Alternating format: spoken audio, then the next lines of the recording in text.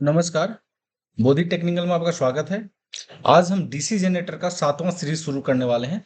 इस सीरीज में हम लोग डीसी जनरेटर का कार्य प्रणाली को समझेंगे। बेसिकली कार्य प्रणाली डीसी जनरेटर कैसे वर्क करता है, कैसे जो है मैकेनिकल पावर को इलेक्ट्रिकल पावर को में जनरेट करता है, उसको समझेंगे, डिटेल में समझेंगे। इसी में हम लोग समझेंगे कि फैराडे का जो विद्युत चुंबकीय प्रेरण सिद्धांत है, वो उससे जो है विद्युत धारा जो है वो कैसे प्रेरित होता है। दूसरा जो है वो हम समझेंगे कि जो डीसी जनरेटर का जो आर्मेचर है, जैसे आप ये देख रहे हैं, इसमें उत्पन्न होता है। मतलब आपको इस सीरीज से आपको ये चीज और जो जानने को मिलेगा वो मिलेगा कि डीसी जनरेटर का जो आर्मेचर होता है उसमें एसी उत्पन्न क्यों होता है, कैसे होता है, या कौन सी, कभी कभी ऐसा पूछा जाता है कि डीसी जनरेटर का जो आर्मेचर है उसमें किस प्रकार का धारा रहता है या किस प्रकार का वोल्टेज रहता है, एसी या डीसी। ये काफी कंफ्यूजन लोगों को, स्टूडेंट को हो जाता है, और इस प्रकार का सवाल जो है इंटरव्यू में भी काफी पूछ दिया जाता है। ठीक है, तो इसको भी समझेंगे कि डीसी जनरेटर का जो आर्मेचर है उसमें एसी धारा होता है या डीसी धारा होता है। इसको भी इस प्रश्न को भी जवाब आपको मिलने वाला है। ठीक है, तो चलिए शुरू करते हैं आज का जो सीरीज है, डीसी जनरेटर का कार्य प्रणाली। इस सीरीज में थोड़ा सा हम Faraday law of electromagnetic induction है उसको बहुत शॉर्ट में समझेंगे, क्योंकि जो इसका प्रिंसिपल है ना इसी पे आधारित है, तो इसको समझना जरूरी है। तो देखिए, बहुत शॉर्ट में समझने वाला, देखिए Faraday law of electromagnetic induction principal कहता है कि देखिए, जैसे एक कॉइल है, तो कॉइल को अगर चेंजिंग मैग्नेटिक फ्लक्स मिलेगा, ठीक है, इस कॉइल को चेंजिंग मैग्नेटिक फ्लक्स मिलेगा, तो इसमें क्या हो जाएगा, ईएमएफ उत्पन्न हो जाएगा। एकदम सिंपल है, ऐसे समझिएगा कि किसी भी कॉइल को या किसी भी चालक को अगर उसको मिलने में प्राप्त होने वाला फ्लक्स के मान में बदलाव किया जाए, तो कॉइल में या कंडक्टर में ईएमएफ ईएमएफ उत्पन्न हो जाता है। बस सिंपल ऐसा है। ठीक है, और फिर इसको अगर आप लोड से जोड़ देते हैं तो इसमें क्या होता है, करंट फ्लो होने लगेगा। ठीक है, एकदम सिंपल है। ठीक इसी प्रकार क्या होता है जो अब इस फिगर में हम लोग देख रहे हैं। देखिए जो ये वाला जो है ना, ये जो प्रिंसिपल जो है Faraday law of electromagnetic induction principal, इसमें सेम लगता है। देखिए अब इसमें क्या है, इसमें देखिए दो आपको दिख रहा होगा, जो है पोल है। ठीक है, क्या है, पोल है। एक पोल एन पोल है, दूसरा पोल एस है। इससे एन और एस रखने का मतलब यह है कि उसके बीच में जो होगा मैग्नेटिक फील्ड होगा। ठीक है, ये देखिए आपको एक कंडक्टर दिख रहा है। ठीक है, एक कंडक्टर ए है और दूसरा कंडक्टर को हम बी नाम रख लेते हैं।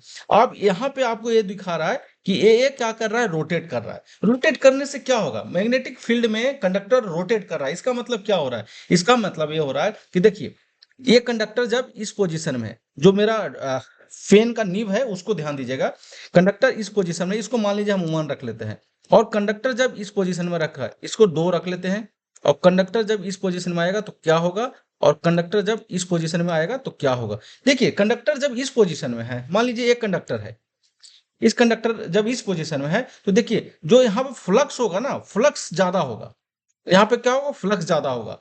और ठीक जब ये रोटेट करके यहाँ पे जाएगा, तो देखिए यहाँ फ्लक्स कम हो जाएगा। यहाँ फ्लक्स क्या हो जाएगा, कम हो जाएगा। फिर यही कंडक्टर जो है रोटेट करके यहाँ पे आएगा, क्योंकि देखिए ये फ्लक्स फ्लक्स ज्यादा इसलिए है कि यहाँ पे क्या है कि पोल है, मतलब मैग्नेट के नजदीक है। देखिए ए वन जो है .1 और जो 3 है वो मैग्नेट के नजदीक है, 4 और 2 जो है मैग्नेट से दूर है। तो क्या होगा ना कि जब आप इसको रोटेट कराएंगे, देखिए थोड़ा सा पिक्चर क्लियरिटी थोड़ा खराब हो गया इसलिए मैं मिटा दे रहा हूँ। ठीक है, अब जब इसको, अब इस चालक को जब आप मान लीजिए किसी पे करके रोटेट कराएंगे ना, तो देखिए इसको कंडक्टर क्या करेगा, तभी क्या होगा कि ज्यादा जो फ्लक्स है उस एरिया में रहेगा, कुछ देर बाद कम वाला में रहेगा, कुछ देर ज्यादा वाला में रहेगा, कुछ देर कम वाला में रहेगा, कुछ देर ज्यादा वाला में रहेगा। मतलब ये जो इसके चालक को जो मिलने वाला फ्लक्स है ना, उसके मान में परिवर्तन होता है। ठीक है, इस चालक को मिलने वाला फ्लक्स है, उसके मान में परिवर्तन होता है। तो Faraday law of electromagnetic induction से ही कहता है कि अगर किसी भी कॉइल या किसी भी चालक जो मिलने वाला या प्राप्त जो फ्लक्स है उसके मान में परिवर्तन किया जाता है, तो इसमें क्या हो जाएगा, ईएमएफ उत्पन्न हो जाएगा। और इसको जब आप लोड से जोड़ देते हैं, तो क्या होगा, इसमें करंट फ्लो होने लगेगा। तो ठीक देखिए, तो यही प्रिंसिपल पर तो ये भी काम कर रहा है ना। देखिए कंडक्टर है, ये कॉइल है, और कॉइल को क्या कराया जा रहा है, मैग्नेटिक फील्ड में रोटेट कराया जा रहा है। रोटेट कराने से ये हो रहा है कि जो उसको प्राप्त जो ईएमएफ है उसके मान में परिवर्तन हो रहा है। और जब किसी भी कंडक्टर या कॉइल का मान प्राप्त ये फ्लक्स का मान में परिवर्तन किया जाता है, कंडक्टर या चालक में क्या होता है, ईएमएफ उत्पन्न हो जाता है। और देखिए यही जो है, ये आगे जो है रिंग के थ्रू क्या है, कनेक्टेड है। किसको कनेक्ट किया गया, लोड से। जब आप लोड से कनेक्ट करेंगे तो इसमें क्या होगा, करंट फ्लो होने लगेगा। यही दिखाया है इसका करंट। ठीक है, तो ये इसका वर्किंग है। अब हम यहाँ वर्किंग जो समझे हैं सिर्फ एक कंडक्टर से समझे। अब इसी प्रकार से जब आप रियल वाला डीसी जनरेटर देखेंगे तो उसमें बहुत सारे कंडक्टर होता है, कम से कम 1000, 10,000 ऐसे करके कॉइल होते हैं, मतलब कंडक्टर होते हैं। कॉइल हो सकता है 5 हो, 10 हो, ऐसे करके। वो डिपेंड करता है कि आपको कितना वोल्टेज का रिक्वायरमेंट होता है, कितना वोल्टेज आपको जनरेट करना है। तो इस प्रकार से होता है डीसी जनरेटर में। Faraday law of electromagnetic induction के आधार पे मतलब प्रिंसिपल पे चालक में या कॉइल में ईएमएफ उत्पन्न होता है। और इस चालक को जब आप स्लिप रिंग या कम्यूटेटर के थ्रू जब आप इसको कनेक्ट कर देंगे तो आउटपुट में जो है ईएमएफ या करंट प्राप्त होने लगता है। ठीक है, ये हो गया वर्किंग। अब हम इसको थोड़ा सा चलेंगे लैंग्वेज में। ठीक है, लैंग्वेज में समझे चलेंगे तो एकदम क्लियरिटी जो है, थोड़ा बहुत अगर कंफ्यूजन भी होगा वो क्लियर हो जाएगा। ठीक है, देखिए सबसे पहले डीसी जनरेटर एक प्रकार का क्या है, मशीन है जो यांत्रिक ऊर्जा को डिस्ट धारा विद्युत ऊर्जा में जो है विद्युत परिवर्तित करता है। क्या करता है, यांत्रिक ऊर्जा को, जो यांत्रिक ऊर्जा कहाँ से, जो इसको हम रोटेट करा रहे हैं ना, जो इसको रोटेट करा रहे हैं, रोटेशन क्या है, मैकेनिकल पावर है। रोटेशन किससे देंगे हम लोग, मैकेनिकल पावर देंगे, मैकेनिकली देंगे।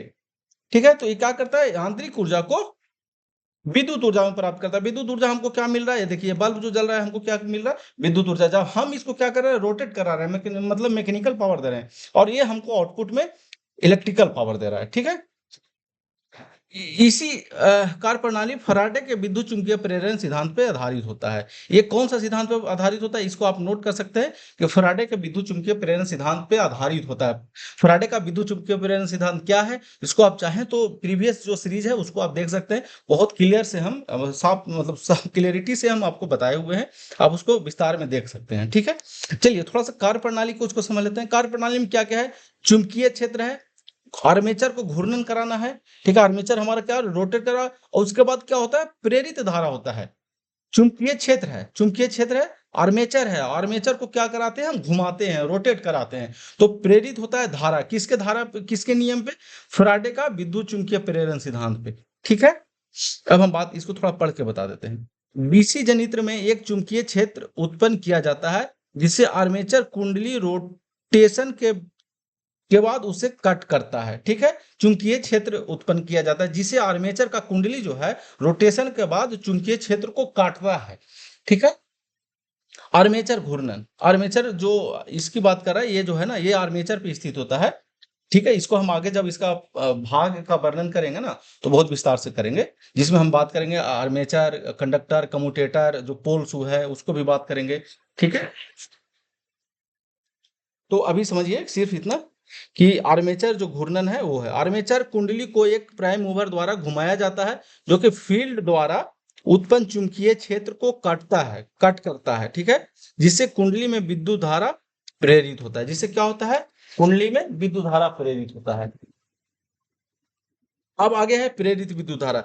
जब आर्मेचर कुंडली चुंबकीय क्षेत्र में घूमती है, आर्मेचर क्या कुंडली क्या है, चुंबकीय क्षेत्र में घूमती है, तो फील्ड द्वारा, जो फील्ड था, फील्ड कहने का मतलब ये जो पोल है, पोल द्वारा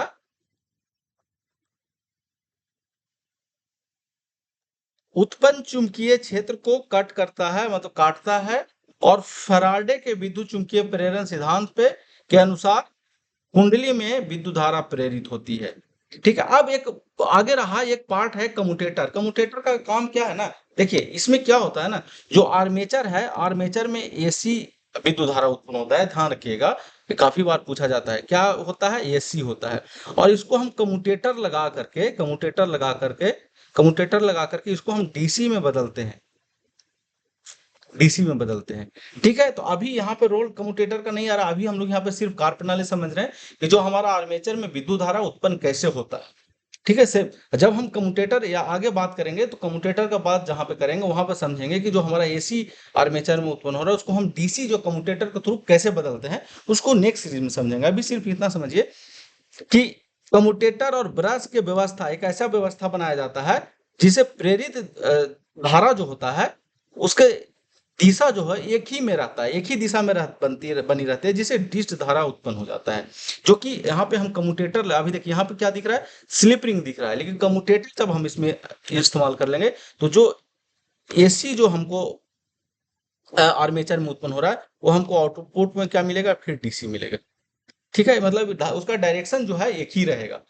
ठीक है, दो टर्मिनल रहेगा, एक पॉजिटिव रहेगा तो दूसरा नेगेटिव रहेगा। ठीक।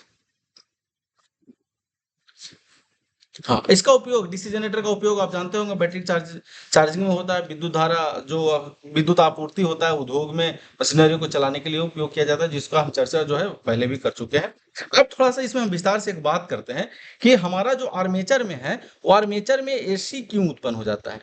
ठीक है, फिर हम बाद में बात करेंगे, नेक्स्ट सीरीज में बात करेंगे कि जो एसी है उसको हम कम्यूटेटर लगाकर डीसी में कैसे कन्वर्ट करते हैं। जब कम्यूटेटर लगाया जाता है तो डीसी में कैसे कन्वर्ट हो जाता है। अभी सिर्फ हम समझते हैं कि एसी कैसे आर्मेचर में उत्पन्न हो रहा है।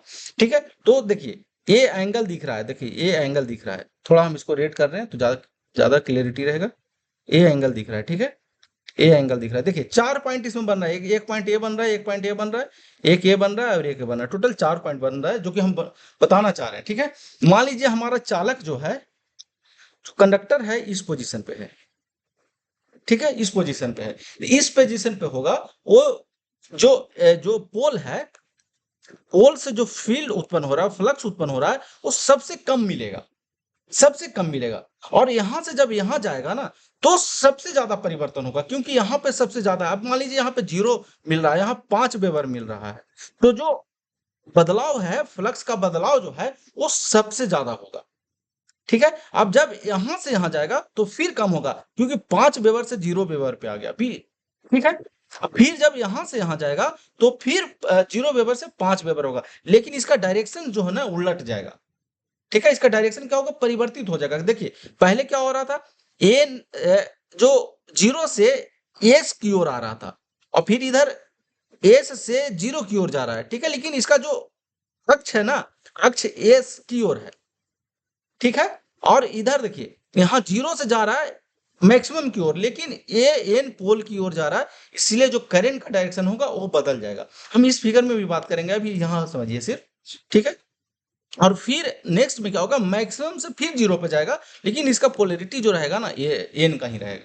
ठीक है, लेकिन मतलब कहने का मतलब कि जो डायरेक्शन आपका ए साइड अगर ऐसे था तो सेकंड साइड डायरेक्शन जो होगा ये हो जाएगा, अगर पहला साइड डायरेक्शन ऐसे था तो सेकंड साइड ऐसे हो जाएगा।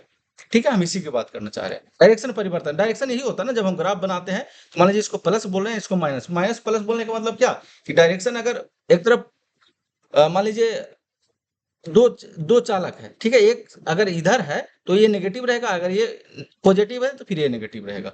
ठीक है, अब चलते हैं थोड़ा सा फिर से, थोड़ा फास्ट चलेंगे क्योंकि वीडियो बड़ा होने का हमको थोड़ा सा वो रहता है, डर रहता है वीडियो बड़ा ना हो जाए।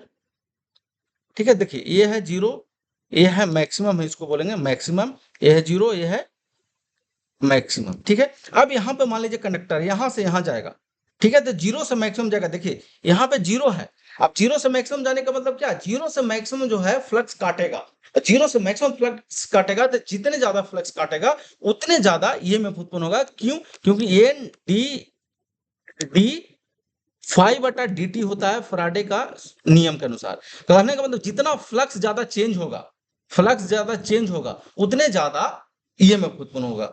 ठीक है, दो नियम था ना फैराडे का, दो नियम, फैराडे साहब ने दो नियम दिया। एक नियम दिया कि किसी भी चालक को या किसी भी कॉइल को चेंजिंग मैग्नेटिक फ्लक्स प्राप्त होता है तो उसमें ईएमएफ उत्पन्न होता है। दूसरा नियम बताया गया कि जितने ज्यादा फ्लक्स काटेगा उसको, जितने ज्यादा काटेगा उतना ही ज्यादा ईएमएफ होगा। तो ये दूसरा नियम से हो रहा कि अगर यहां से यहां जाएगा, पहले 0 था तो ये मैक्सिमम पे जाएगा, तो देखिए यहाँ 0 था, यहाँ से क्या हुआ मैक्सिमम, यही तो मैक्सिमम है ना इसका। मैक्सिमम आप 5 मान सकते हैं, 10 मान सकते हैं, जितना फ्लक्स काट रहा है। फ्लक्स का यहाँ मान जो है, यहाँ वैल्यू जो है मतलब आइडेंटिफाई नहीं है, इसलिए हम यहाँ पे कुछ लिख नहीं रहे, यहाँ पे सिर्फ मैक्सिमम लिख रहे हैं। ये मैक्सिमम हो गया, ठीक है, 0 हो गया, ये मैक्सिमम हो गया। देखिए नेक्स्ट जो है मैक्सिमम से कितना पे जाएगा, 0 पे जाएगा। फिर मैक्सिमम से कितना पे जाएगा, 0 पे जाएगा, फिर 0 पे आ गया। अब नेक्स्ट में जाएगा 0 से मैक्सिमम, लेकिन उसका डायरेक्शन जो होगा ना चेंज होगा। उसका डायरेक्शन क्या होगा, चेंज होगा। तो देखिए यहाँ से 0 से क्या जा रहा है, मैक्सिमम जा रहा है, लेकिन इसका डायरेक्शन चेंज है। डायरेक्शन चेंज क्या है, देखिए ये पॉजिटिव की ओर है, ये तो नेगेटिव है। जो ग्राफ है ये नेगेटिव ग्राफ है। मतलब अगर साउथ से नॉर्थ की ओर जाएगा तो उसका जो कंडक्टर में जो करंट का डायरेक्शन था वो चेंज हो जाएगा, ठीक है, करंट का डायरेक्शन चेंज हो जाएगा। इसीलिए आप देखिए फिर जो नेक्स्ट साइकिल होगा, नेक्स्ट साइकिल कहाँ जाएगा, मैक्सिमम से मिनिमम। मैक्सिमम कितना था और मिनिमम यहाँ था, कहने का मतलब ये जो नेक्स्ट साइकिल जाएगा ना मैक्सिमम से मिनिमम जाएगा, देखिए, ठीक है। तो ये हो गया, तो इसका 1 पॉइंट, 2 पॉइंट, 3 पॉइंट, 1 मिनट, 1 हो गया 0, मैक्सिमम 2, फिर 0, ठीक है, और फिर मैक्स। देखिए इसको ऐसे मिला देते हैं, देखिए ना सीधा सीधी मिला देते हैं, तो इतना कंफ्यूज होने वाली बात नहीं है। देखिए ये जो है यहाँ पे है, ये जो है इसको थोड़ा सा हम इधर कर लेते हैं, क्योंकि हम जो हमारा जो रोटेशन है थोड़ा सा उल्टा है, ठीक है। ये जो है यहाँ पे है और ये जो है यहाँ पे है, और फिर जब रोटेट करके आएगा तो फिर यहाँ पे आ जाएगा, ठीक है, समझिएगा। ये जो रेड वाला है ना सिर्फ ऊपर है यहाँ पे, ठीक है, और ये जो है यहाँ है, ये जो 80 आएगा, ये 0 आएगा, ये 0 आएगा यहाँ पे, और 90 आएगा वो फिर यहाँ पे आएगा।